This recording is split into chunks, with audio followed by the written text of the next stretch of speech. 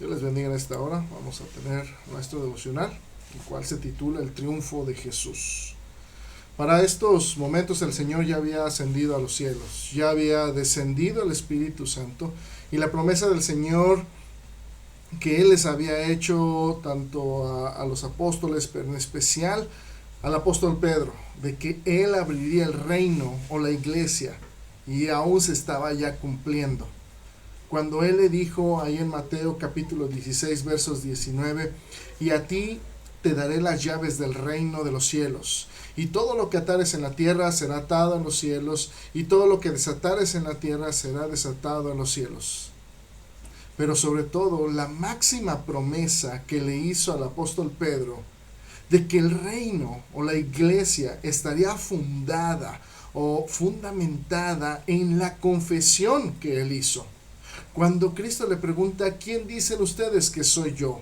Y entonces ahí en Mateo capítulo 16, verso 16, Él respondió, tú eres el Cristo, el Hijo del Dios viviente. Por eso el Señor le dijo, ahí después en el verso 18, y yo también te digo que tú eres Pedro, y sobre esta roca, o sea, sobre esta verdad que has dicho, sobre esta confesión que has dado de que yo soy el Hijo del Dios viviente, sobre esta confesión y verdad voy a edificar mi iglesia. Por eso dice, y las puertas del Hades no prevalecerán contra ella. Y esa misma confesión traería a más de 3,000 personas a los pies de Cristo en el momento en que Él estaba predicando. Y por eso dijo el Señor que no hay nada que pueda prevalecer contra su iglesia, porque está fundamentada en la gran premisa de que Cristo es el Hijo del Dios viviente. Así que, ya que el apóstol Pedro tenía la atención de aquellos judíos que se habían reunido en Jerusalén cuando hubo el estruendo, así es que el apóstol Pedro, ahora ya lleno del Espíritu Santo, explica la gran victoria de nuestro Señor en el día de Pentecostés. Habla sobre su vida, ministerio, muerte y en particular sobre la resurrección, y comparte 4 de las razones por las que puedes estar seguro que Jesús ha sido resucitado de entre los muertos, y por lo tanto puedes estar seguro de que será resucitado a la vida cuando Él regrese por su iglesia. Una de las cosas que dijo el apóstol Pedro y les estaba explicando es la razón lógica. El poder mortal de Satanás era precisamente esto, la muerte. Pero la muerte no podía ser más fuerte que el poder de vida del Mesías de Dios. Por eso el apóstol Pedro explica, para que sus oyentes lo empiecen a considerar, ahí en el verso 24 de Hechos capítulo 2. Él les dijo, al cual Dios levantó, suelto los dolores de la muerte, por cuanto era imposible que fuese retenido por ella. También nos muestra la razón bíblica. El apóstol Pedro señala que la resurrección fue profetizada en el Salmo 16, versos del 8 al 11.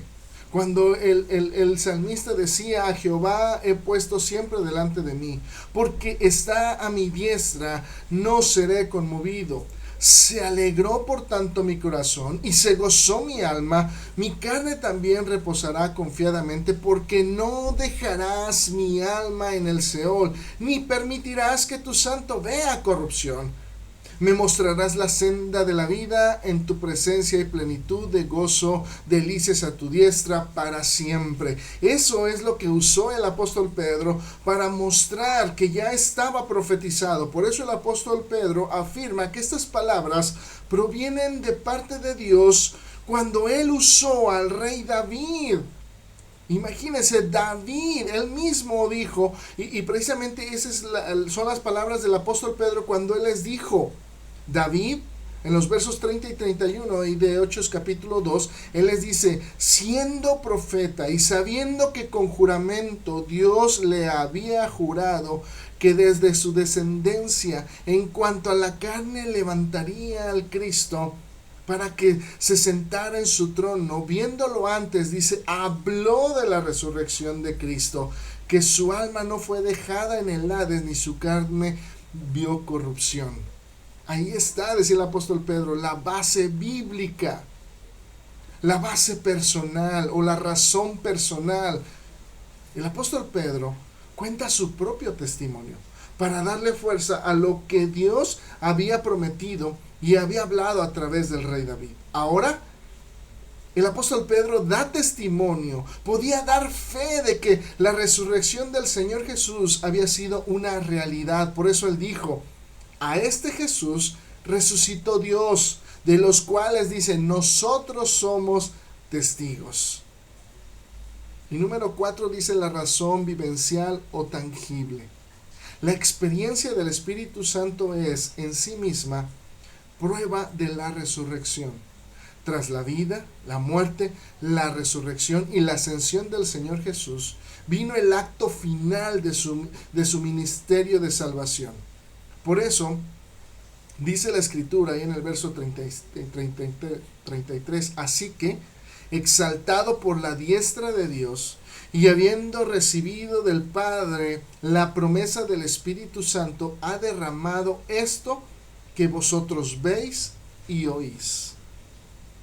Así es que el apóstol Pedro da la oportunidad de que la gente empiece a ver el triunfo de Cristo.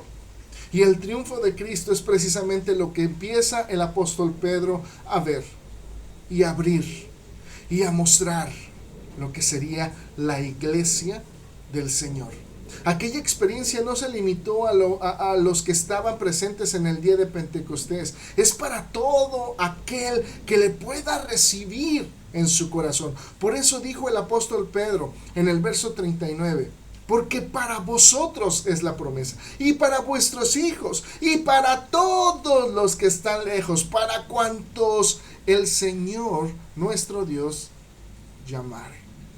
Precisamente para recibir esa promesa que Dios nos ha dejado, es preciso, y dejó el apóstol Pedro establecido, que primero haya el arrepentimiento, la fe en Jesús, el bautismo para perdón de nuestros pecados, y entonces viene el regalo del Espíritu Santo. Decía el apóstol Pedro en el verso 38, Pedro les dijo, arrepentíos y bautícese cada uno de vosotros en el nombre de Jesucristo para perdón de pecados y recibiréis el don, el regalo del Espíritu Santo. La prueba de que has sido perdonado y que recibiste el Espíritu Santo se ve en una vida cambiada, en una comunidad transformada, en una mentalidad en donde ya no estás pensando en cómo el mundo piensa. Y precisamente la iglesia no solo era un lugar de celebración y alegría, sino también la iglesia debe de ser por encima de todo un lugar de amor, porque así fue fundada. Con amor. Dios mandó a su Hijo por amor a nosotros. Cristo se dio en la cruz por amor a nosotros. El Espíritu Santo ha venido a nosotros para guiarnos por amor a nosotros. Entonces la iglesia es un lugar de amor. Un lugar de amor. Amor por Dios. La iglesia es un lugar lleno de amor por Dios. Y a los creyentes, ese amor de Dios lo empezaron a reflejar en todas sus acciones, en todo lo que ellos hacían. Y precisamente una de las cosas que empezaron a mostrar es ese amor por la ley de Dios, por lo que los apóstoles iban y establecían. Por eso dice en Hechos 2:42, y perseveraban en la doctrina de los apóstoles. Se fija, empezaban a mostrar el amor de Dios a través de la obediencia a sus leyes. Empezaban a mostrar el amor de Dios cuando dice, empezaban a tener comunión unos con otros. Empezaban a tener amor por Dios cuando recordaban ese sacrificio más grande que se ha hecho por ellos, y dice en el partimiento del pan, en la comunión o en la Santa Cena. Y dice, mostraban el amor de Dios a través de las oraciones. Ese es el amor por Dios. También la iglesia empieza a mostrar amor los unos por los otros. Amarse los unos a los otros tiene que ser una de las características indelebles en la iglesia, que no deben de faltar. Por eso el segundo pilar sobre el cual se estaba sosteniendo la iglesia del primer siglo fue la comunión entre ellos. Por eso Lucas da testimonio de ello y recalca y les decía que sí, empezaban a perseverar en la doctrina, pero también dice en la comunión unos con otros. Y luego dice en el verso 46, perseverando unánimes cada día en el templo y partiendo el pan en las casas, comían juntos con alegría y sencillez de corazón. Se dio una nueva generación entre ellos. Tanto era el amor del Señor que moraba en cada uno, que no había, dice la Escritura, ninguna necesidad. ¿Por qué? Porque aprendieron a dar como el Señor se dio. Todos los que habían creído, dice el verso 44 y 45, estaban juntos y tenían en común todas las cosas y vendían sus propiedades y sus bienes y los repartían a todos según la necesidad de cada uno. Y sobre todo, la iglesia es un amor, es el reflejo del amor por el mundo. La iglesia tiene que estar llena de amor por el mundo, no por lo que hay en el mundo ni sus obras, sino por todos aquellos que viven en el mundo perdido, teniendo en la mente y corazón tratar de rescatarlos, acercarlos a los pies de nuestro Señor y Salvador. Todas aquellas acciones que hacían los creyentes precisamente hacían que la gente viera el gran amor de Dios. Por eso dice la Escritura en el verso 47, alabando a Dios y teniendo favor con todo el pueblo, y el Señor añadía cada día a la iglesia los que habrían de ser salvos. Una iglesia llena del Espíritu Santo será siempre una iglesia que mire hacia afuera. ¿Para qué? Para que también vengan a los pies de Cristo. Así es que la iglesia no solo es aquella que se reúne para exaltar a nuestro Dios por lo grande y maravilloso que es con nosotros, sino que también se reúne para ir edificándose en amor. ¿Con qué? Con el propósito de mostrarle al mundo las virtudes de aquel que nos ha llamado y que ha transformado nuestras vidas. El enemigo pensó que con la crucifixión de nuestro Señor sería derrotado, pero para su desgracia apenas solo fue el inicio de algo mucho más grande que nada ni nadie podrá derrotar: su iglesia. Mi pregunta es, ¿ya eres parte de ella? Piénsalo. Dios te bendiga.